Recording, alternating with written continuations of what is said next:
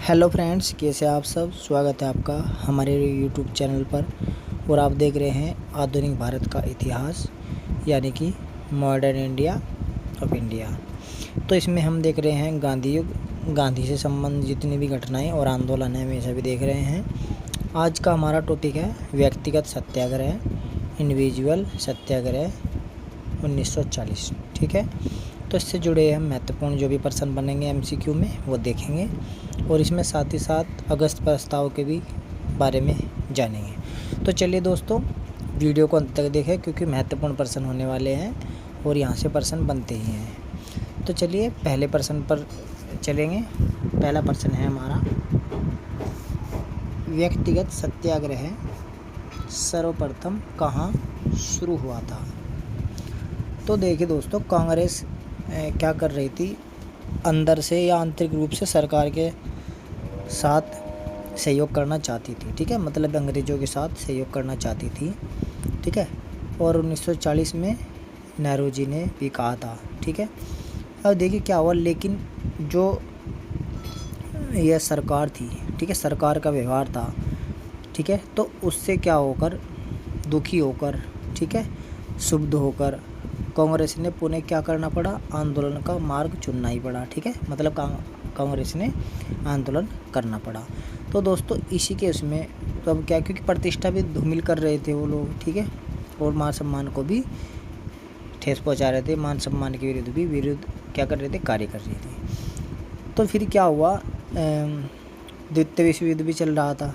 ठीक है, अब देखिए इसी के कारण स्वरूप गांधी जी ने क्या किया, व्यक्तिगत सत्याग्रह का रास्ता चुना और 17 अक्टूबर 1940 को, ठीक है, 17 अक्टूबर 1940 को पवनार आश्रम, ये महाराष्ट्र में पड़ता है, वहाँ से आंदोलन प्रारंभ किया। तो प्रश्न हमारा ये है कि व्यक्तिगत सत्याग्रह सर्वप्रथम कहाँ शुरू हुआ था। तो ये पवनार आश्रम में हुआ। ठीक है दोस्तों, ये कहाँ है, महाराष्ट्र में है,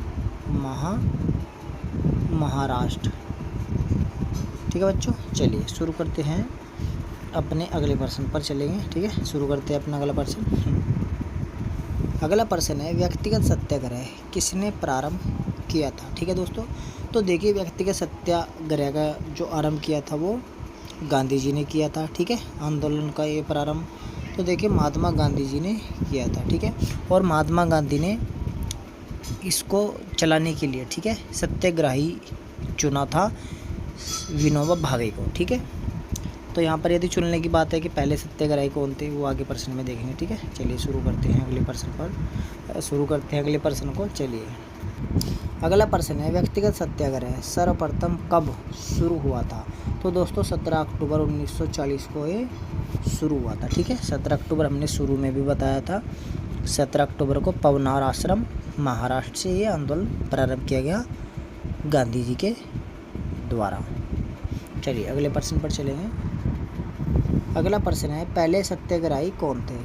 तो दोस्तों देखिए यहाँ पर क्या था, गांधी जी ने जब सत्याग्रह शुरू किया तो उसके लिए एक सत्याग्रही चुना और गांधी जी ने पहला सत्याग्रही किसे चुना, तो विनोबा भावे को चुना। ठीक है, तो विनोबा भावे पहले क्या बने, सत्याग्रही बने और ये कब बने थे, 17 दिसंबर 1940 को। और 17 दिसंबर 1940 को बन गए हैं पहले सत्याग्रह विनोबा भावे, गांधी जी ने चुन लिया। तो क्या हुआ, फिर कुछ कारणों से ये जो आंदोलन था सत्याग्रह, इसको स्थगित करना पड़ा। ठीक है, इसको स्थगित करना पड़ा कब, 17 दिसंबर 1940 को। ठीक है, ये ध्यान रखना, 17 दिसंबर, ठीक है, 12वां महीना और 1940 को। चलिए अगले प्रश्न पर चलेंगे। अगला प्रश्न है, दूसरे सत्याग्रही कौन बने थे। तो देखिए फिर 5 जनवरी 1941 को जवाहरलाल नेहरू दूसरे सत्याग्रही बनाए गए। मतलब कि दूसरी बार कौन बने, तो जवाहरलाल नेहरू दूसरे सत्याग्रही चुने गए। चलिए अगले प्रश्न पर चलेंगे। अगला प्रश्न है, पहली बार सत्याग्रह कब स्थगित किया गया था। तो दोस्तों पहली बार यह स्थगित कब किया गया था, तो 17 दिसंबर 1940। ठीक है, 17 दिसंबर 1940 को ये स्थगित किया गया। चलिए अगले प्रश्न पर चलेंगे। अगला प्रश्न है, दूसरी बार सत्याग्रह कब शुरू हुआ था? तो दोस्तों हमने बताया पहले भी 5 जनवरी 1941 को जवाहरलाल नेहरू दूसरे सत्याग्रही बनाए गए या चुने गए। ठीक है, तो कब? 5 जनवरी 1941 को। और इसमें क्या हुआ, 20,000 लोगों ने, ठीक है, 20 के मतलब किलो, तो 20,000 लोगों ने क्या किया, मतलब 20,000 से भी ज़्यादा सत्याग्रही गिरफ्तार किए गए इसमें। ठीक है, और देखिए गांधी जी भी जो स्वयं आंदोलनकारी थे और मार्गदर्शक थे, उनको भी जेल से, मतलब के देखो ध्यान से सुनो, गांधी जी स्वयं आंदोलनकारियों के मार्गदर्शन के लिए जेल से बाहर रहे। ठीक है, और इस आंदोलन के दौरान दिल्ली चलो का नारा लगाया गया, इसीलिए इस आंदोलन को दिल्ली चलो आंदोलन भी कहते हैं। ये आगे हम प्रश्नों में देखेंगे। चलिए अगले प्रश्न पर चलेंगे। अगला प्रश्न है, व्यक्तिगत सत्याग्रह के दौरान कौन सा नारा लगाया गया था? तो दोस्तों कौन सा नारा लगाया गया था? तो दिल्ली चलो। ठीक है, दिल्ली चलो का नारा लगाया गया इस व्यक्तिगत सत्याग्रह आंदोलन के दौरान, और इसी कारण इसको क्या कहा गया, दिल्ली चलो आंदोलन की संज्ञा भी दी गई है। ऐसे कहा गया है कि दिल्ली चलो आंदोलन है। चलिए अगले प्रश्न पर चलेंगे।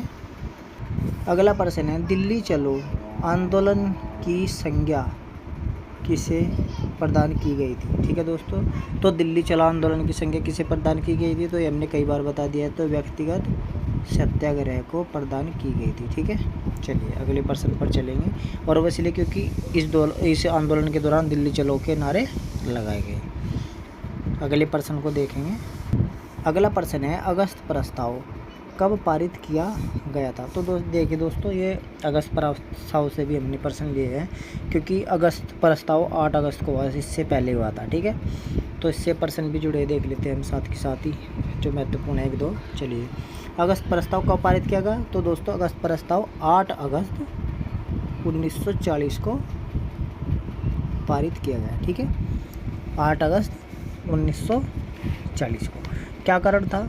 तो देखिए दोस्तों, कांग्रेस द्वारा मंत्रिमंडल के जो 8 प्रांतों से क्या हो गया, त्याग पत्र दे दिया था। ठीक है, इसके बाद बिहार के रामगढ़ में मौलाना अबुल कलाम की अध्यक्षता में मार्च 1940 में क्या हुआ, कांग्रेस के राष्ट्रीय अधिवेशन हुआ, और उसमें एक प्रस्ताव पारित किया गया। ठीक है, कांग्रेस ने कि द्वितीय विश्व युद्ध में ब्रिटिश सरकार से सहयोग करने के बदले केंद्र में अंतिम राष्ट्रीय सरकार के गठन का प्रस्ताव रखें। ठीक है, मतलब कि हम क्या करेंगे, जो द्वितीय विश्व युद्ध है उसमें लड़ेंगे, सहयोग करेंगे, और सरकार को इसके बदले क्या करना है, इंग्लैंड को क्या करना है इसके बदले, मतलब सरकार मतलब इंग्लैंड, उसके बदले क्या करना है ब्रिटिश को, कि केंद्र में हम अंतरिम राष्ट्रीय सरकार का गठन रखेंगे। ठीक है, लेकिन उस समय के जो तत्कालिक वायसराय थे, उस समय के लॉर्ड लिनलिथगो, उसने कांग्रेस की अंतिम राष्ट्रीय सरकार की मांग को अस्वीकार कर दिया, मतलब मना कर दिया, और उन्होंने 8 अगस्त को कांग्रेस से सहयोग प्राप्त करने के लिए एक प्रस्ताव प्रस्तुत किया, और इस प्रस्ताव को ही अगस्त प्रस्ताव की संज्ञा दी गई है। ठीक है दोस्तों, अब देखिए यहाँ पर क्या है, इसमें कई जो सुझाव है, 5-6 सुझाव है। जैसे ब्रिटिश सरकार का उद्देश्य भारत में औपनिवेशिक साम्राज्य की स्थापना करना। ठीक है, और भी बहुत सारे हैं। ठीक है, संवैधानिक विकासों की समस्याओं पर विचार करना, तो ये हम छोटे वाले सेक्शन में देखेंगे। ठीक है दोस्तों, यहाँ पर हम सिर्फ क्या कर रहे हैं, MCQ देख रहे हैं। ठीक है, तो चलिए, अगस्त प्रस्ताव कब पारित किया गया? तो 8 अगस्त 1940 को। किसने किया है प्रस्ताव पारित? लॉर्ड लिनलिथगो, जो उस समय के वायसराय थे। अगले प्रश्न में देखेंगे इसे। चलिए अगले प्रश्न पर। अगला प्रश्न है, अगस्त प्रस्ताव किसने पारित किया था? तो दोस्तों लॉर्ड लिनलिथगो ने प्रस्ताव पारित किया है। तत्कालीन उस समय के क्या थे, वायसराय थे भारत के। चलिए अगले प्रश्न पर चलेंगे। अगला प्रश्न है, मार्च 1940 में कांग्रेस अधिवेशन के अध्यक्ष कौन थे? ये हमने प्रश्न पहले भी बता दिया है, जब हमने बताया कि अगस्त प्रस्ताव था क्या। ठीक है, तो मौलाना अबुल कलाम ने इसकी क्या की, अध्यक्षता की। ठीक है, मौलाना अबुल कलाम ने, और इसमें यही था कि भारत द्वितीय विश्व युद्ध में लड़ेगा, लेकिन हम क्या करेंगे, हम करेंगे केंद्र में आंतरिक राष्ट्रीय सरकार का गठन, लेकिन वो माना नहीं। ठीक है। तो दोस्तों देखिए, महत्वपूर्ण प्रश्न थे, इम्पोर्टेंट क्वेश्चन थे। यदि आपको वीडियो पसंद आई है, क्वेश्चन पसंद आए हैं, तो आप लाइक सब्सक्राइब ज़रूर करें। यदि पसंद नहीं है तो कमेंट करें, और आप सब्सक्राइब ना करें, आपकी मर्ज़ी है, जो भी करना है आप करें, ठीक है। तो हमें बताएं क्या कमी है क्या नहीं, ठीक है। तो हम अपने में सुधार करेंगे, ठीक है। तो चलिए फिर मिलते हैं आपसे, तब तक के लिए धन्यवाद, नमस्कार।